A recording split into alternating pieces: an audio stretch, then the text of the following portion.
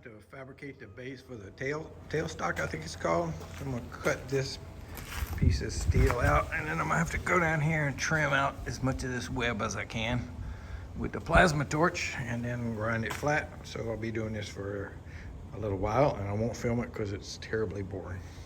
So this morning I made the tailstock slide. I made it the same way I made the other two slides.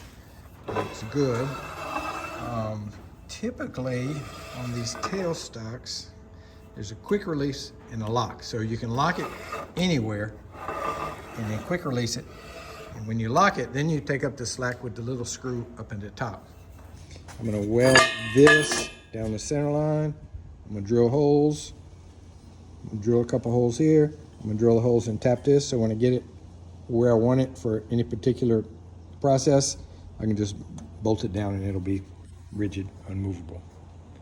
Okay, so this is my solution to locking down the back end of the lathe when you get it into position. I drilled and tapped a bunch of holes in this square tube, and with a bolt, it's crazy stiff. I can always drill more holes if it's not in the right spot, and it doesn't take but a second to unscrew their little bolt with a 5/8 wrench. So it's real simple and primitive, but it's going to work. I wanted a way to lock my carriage into position so that when I was doing face work, it wouldn't move. I had experience on my friend's real lathe, and his carriage weighs like more than my whole lathe put together, and his carriage moved, so I wanted to make sure mine wasn't going to move. So I took an angle and I cut a long slot in it with the grinder. And then I took a heavy chunk of steel, it's 3/4 of an inch thick, and I did this heavy because I wanted to get a lot of threads in it. Drilled and tapped a hole.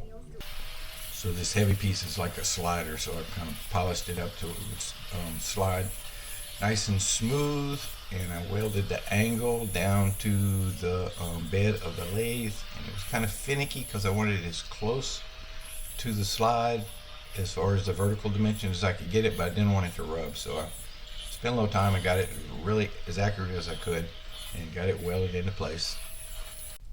So with a bolt going between the carriage, a fixed point on the carriage, through the slot and into this little slider thing, I can tighten this down, and it pretty much absolutely locks the carriage.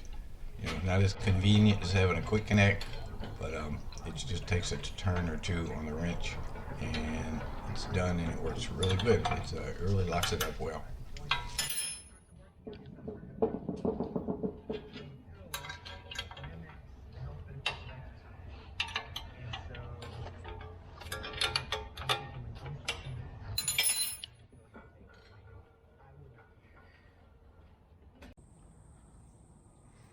This might look like a drill press, but I'm kind of hoping it'll be my tailstock. I picked it up this morning for 50 bucks. The more I look at it, the more disappointed I am. It is so cheaply made that I don't even know if it's gonna be worth it. But let me take it apart and see what I got. And I'm hoping, kind of this part that goes in and out, that's something I don't think I can make myself till I get a working lathe. So maybe this will tide me over for a little while. So this is what I've got out of my $50 drill press I bought the other day. I took it apart, and it's really kind of chinchy. It's not very robust, but for now, Mike can make it work for the headstock. It does feed, and it does have bushings which are relatively snug. So I'm thinking, I'm gonna give it a try. And if something better comes along, I'll use something better. Okay, the chuck is mounted, and I got it even better than yesterday. I'm within a 1/2 thousandth all the way around. So now it's time to work on the tailstock. I made the sliding platform a couple weeks ago, actually. And I put this square tube and drilled and tapped holes, and that's so I can lock it into place and get it where I want it. The tailstock has an adjustable quill, but it only has a limited stroke. So far so good. I'm going with the drill press tailstock for now.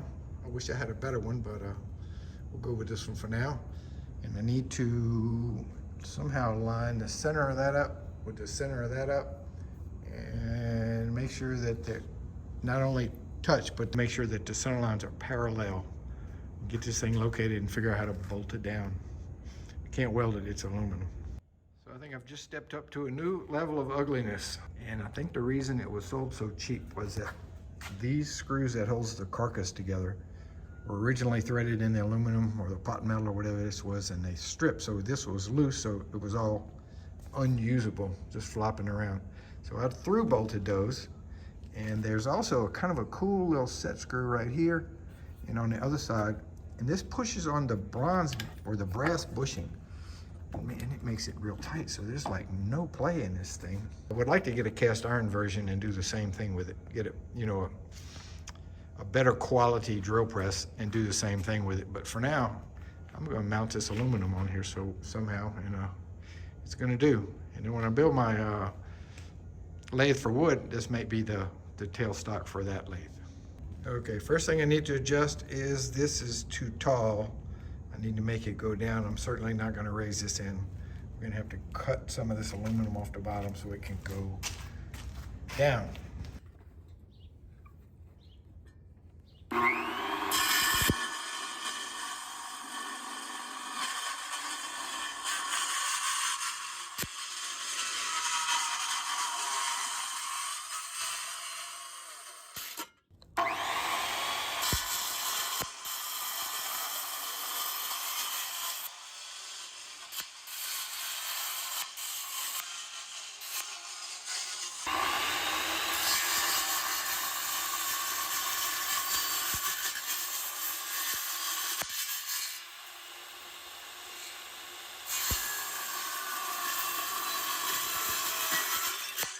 So I don't think anchoring this thing down is going to be that big a deal, but getting it all straight and lined up prior to that, it's going to be kind of tricky. I'm going to have to shim it up, put some sort of clamps on it where it won't move, put the dial indicator on it, and then I guess weld a plate here and bolt it to the aluminum. I don't know, but I gotta scratch my head on this one. I'm not there yet, but I've made a start. I put this long stainless tube in the chuck, and I got it pretty well centered in this chuck. You know, I got a gap. So what I've done so far is welded something to the table to kind of help me support it, but I'm gonna have to knock that off. I did weld 2 braces in the back, and this clamp is tight, and I got some wedges under it. So I think I'm gonna knock this off and move it close enough where I can put the dial indicator on it and see if I can't get it, get them concentric. Okay, I messed with this for a little while and I'm not happy with the direction I'm going, so I'm gonna punt. I'm gonna cut a piece of this plate stuff, which I think is a full 1/4 inch thick, and I'm gonna bolt it onto this plate because I don't think this is gonna last long. As soon as I find a better one, a more manly version, I'm gonna replace it. So all my welding that I'm gonna do to connect this to here is gonna be to that other plate, and it'll be bolted on so I can just take it off real easily. And this is not so easy.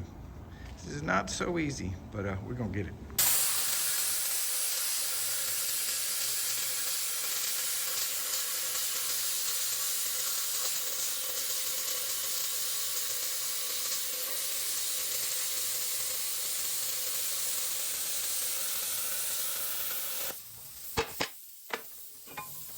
Okay, the plate is cut and cleaned up, and I have 4 holes drilled in it. So I'm gonna drill and tap 4 holes into the original plate.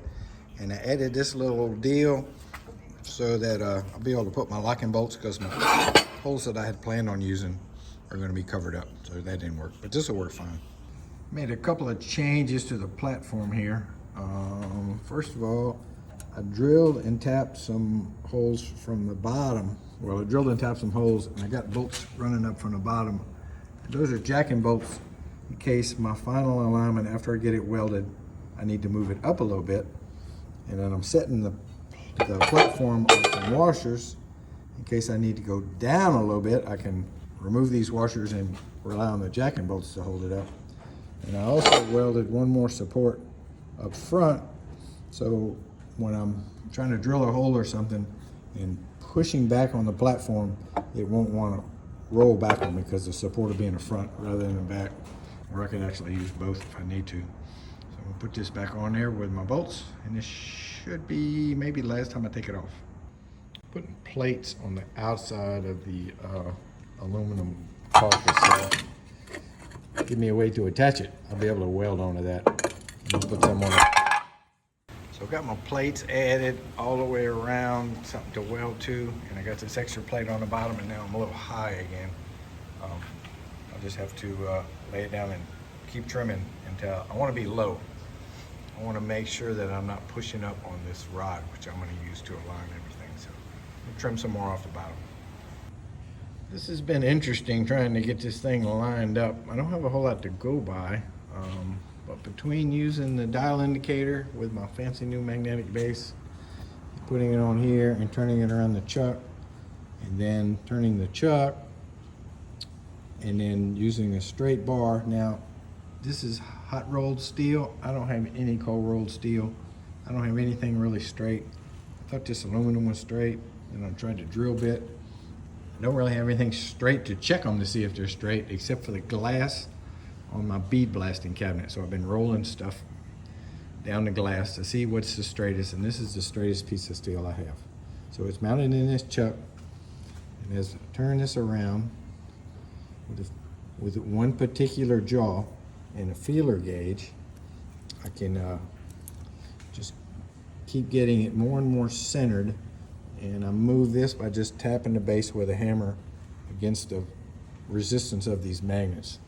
So right now, I'm pretty good. If I can get it to stay right here, I don't think I'll have any trouble with this alignment as far as drilling holes, etc., etc. So, how to make it stay? That's gonna be a challenge. I'm thinking I'm gonna cut some little pieces of plate. This one doesn't fit right. I'll have to cut another one. And tack them here and here, and here and here. Tack something in the front. Just a little tack all the way around, and then we'll move the magnets and the wooden wedges, and we'll make sure we're still good, and then we'll put some more weld on here. I think it's good. I think it's good enough for my purposes. It turns pretty doggone straight, surprisingly straight.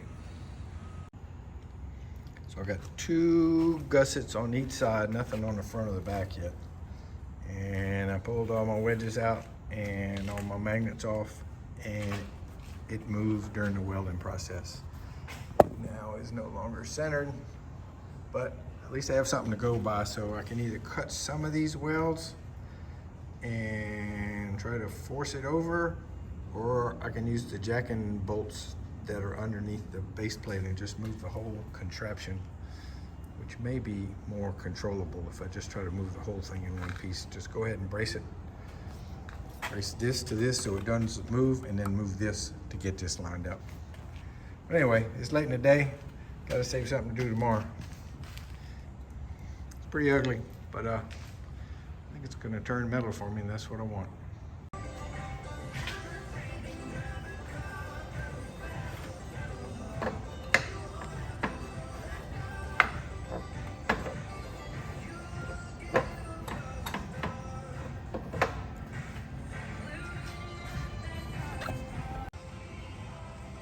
So the ugly tailstock is in place, and it lines up pretty well.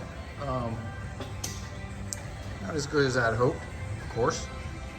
And my long-term plan is to cut this off right here, and somehow or another put a Morse taper hole in the middle, so I can swap this out. I can't even get this bit off. Can't get this chuck to come off. It had a split pin right there, and I got that out, but I can't get the chuck off.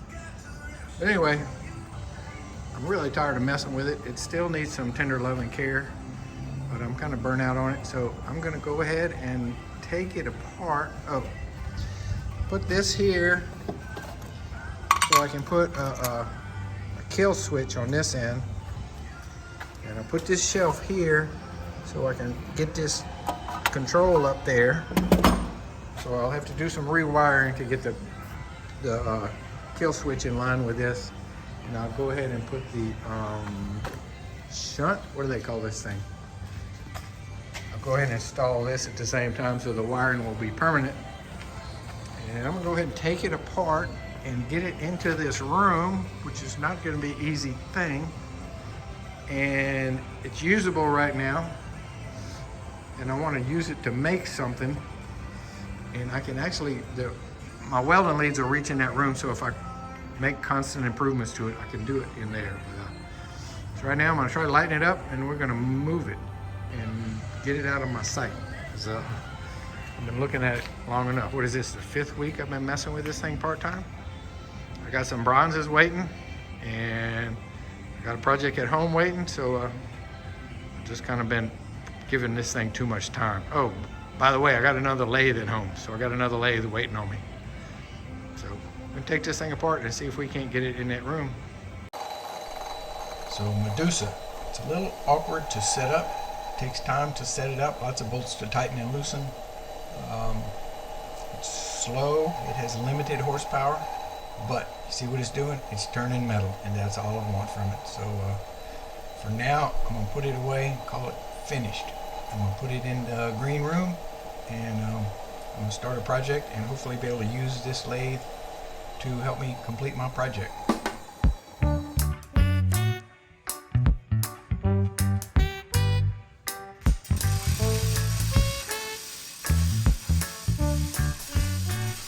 This is where it looks like I know what I'm doing, but this part doesn't last long.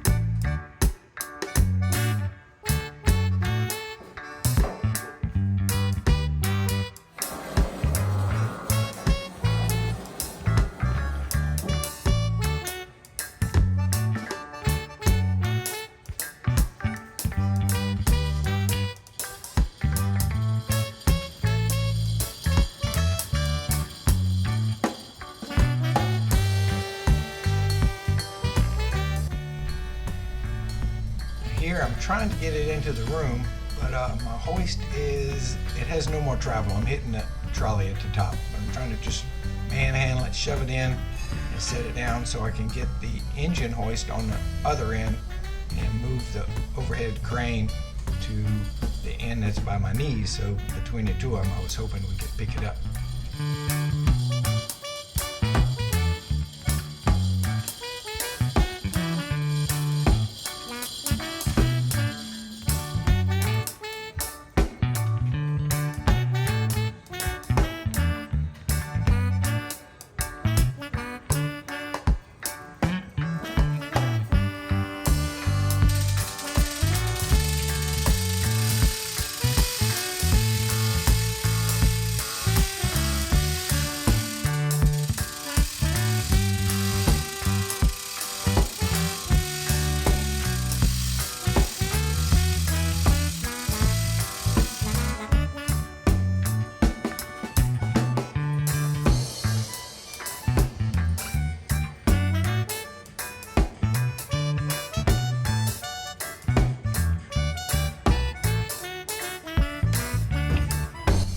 My engine hoist with no legs on it has very limited lift ability, and right here it's trying to fall back out the door, so I'm kind of struggling right now.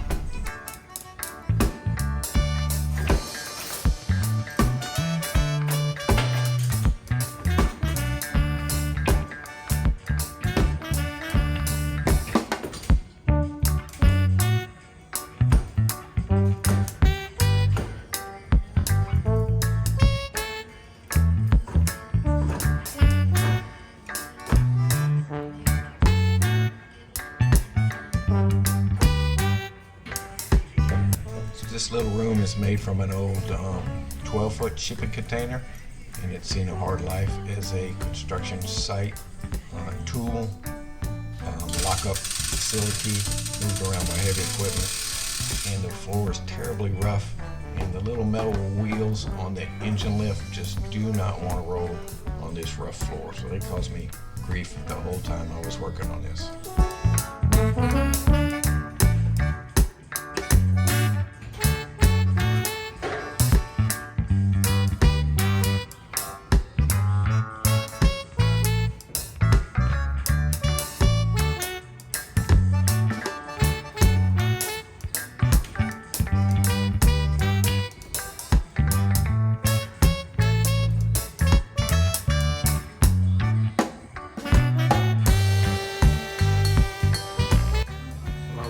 Trying not to have to take the cross slide off, which means taking the chain drive off, or taking the headstock off because it's all aligned and everything.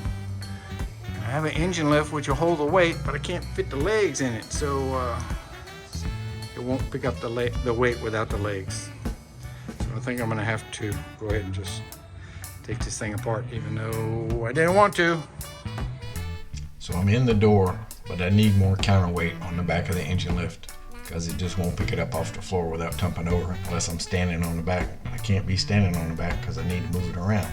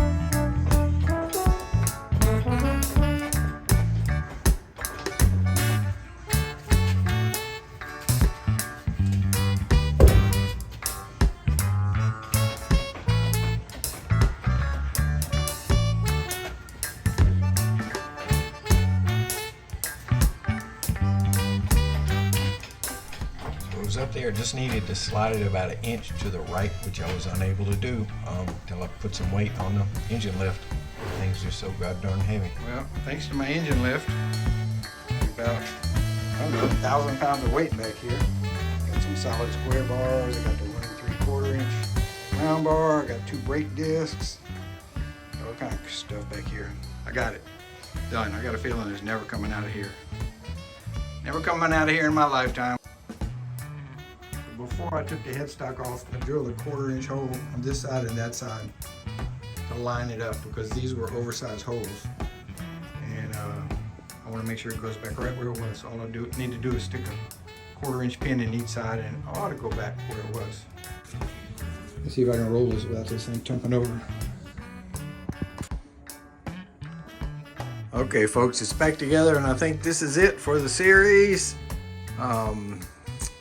I'm not 100% through. I need to bolt it down through the table and I screwed myself over here because I got this in the way and I can't get a drill. And in the back I got the motor in the way, so I'm gonna have to do some fancy measuring and try to come up from the bottom. I don't have these tight yet because I got to get my hands on a 1 1/4 inch wrench. The crescent wrench won't really get in there well, but it's all good. Put a couple more lights on the ceiling to give me some light because I never can have enough light. I put an off on switch here, which is really nice because the speed controller remembers the speed. So if you turn it on, it powers back up to wherever you left it. You can adjust the speed and turn it off. It's safe. I feel safe because I can always turn the dang thing off. Now this switch is going to travel with the tailstock, so no big deal. I got plenty enough slack. It's all good. It's been an interesting ride, but let's wrap this thing up. Let's do something else. And thanks for watching. Thanks for sticking with me. I lost a bunch of viewers when I quit working on boats, but I don't do videos just to get views. I just video what I do. And in the last 5 weeks, I've just been messing with this. So that's what we videoed. The next 5 weeks, I'm not really sure. Thanks for watching.